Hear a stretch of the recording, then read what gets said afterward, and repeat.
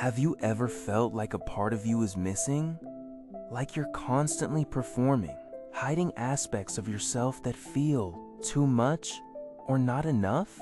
Today, we embark on a journey to find those lost pieces, to embrace the wholeness that shadow work offers.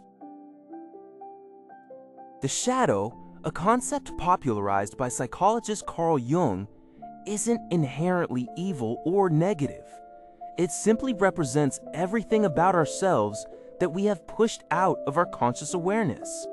Think of it as a basement where you store everything you don't want others to see, or that you don't want to see yourself. Anger, envy, desire, even unconventional talents can end up here, locked away by social conditioning. We spend immense energy repressing these shadow aspects, often without realizing it.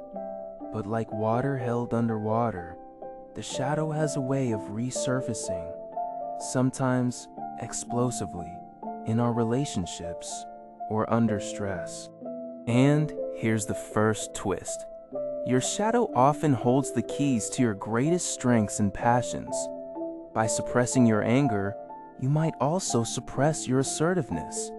By hiding your envy, you might stifle your ambition. Shadow work in 2026 isn't just about digging up trauma. It's about reclaiming your full spectrum of being. It's about bringing conscious awareness to the parts of you that have been operating in the dark. How do you begin to spot your shadow? It starts with radical self-observation. Notice your strong reactions, your triggers, and the traits in others that genuinely irritate or fascinate you. Projection is a huge indicator. When you find yourself judging someone harshly for their selfishness, it might be your own suppressed need to prioritize yourself calling out for attention. Think of those small, automatic behaviors you try to rationalize away. The sarcastic comment, the urge to gossip, the feeling of subtle resentment. These are often whispers from your shadow. Are you brave enough to ask, what am I secretly proud of but tell no one? What desires do I feel ashamed of? The shadow thrives on secrecy, and bringing it into the light diminishes its power over you. Let's move from observation to active practice. One of the most potent tools for shadow work is journaling. You create a safe, private space to interact directly with your hidden aspects. Start with specific prompts. Describe a situation where you felt intensely jealous. Don't censor. Write down the raw thoughts. Ask that jealous part of you, what do you truly want? What need are you trying to fulfill? Your shadow doesn't just speak in words. Creative expression is a powerful channel. Try drawing or painting without a plan. Use colors and shapes that feel forbidden or uncomfortable. Engage in active imagination. Visualize yourself meeting your shadow self. Give it a form, perhaps an inner child or an archetypal figure. Have a conversation. Listen with compassion instead of judgment. And here's a crucial truth. You are not your shadow. Shadow work is about integration, not becoming the shadow. You are the conscious awareness witnessing and accepting these parts. The goal is integration. This means recognizing the shadow trait, accepting its existence without condemnation, and then consciously choosing how to express its underlying energy in a healthy way.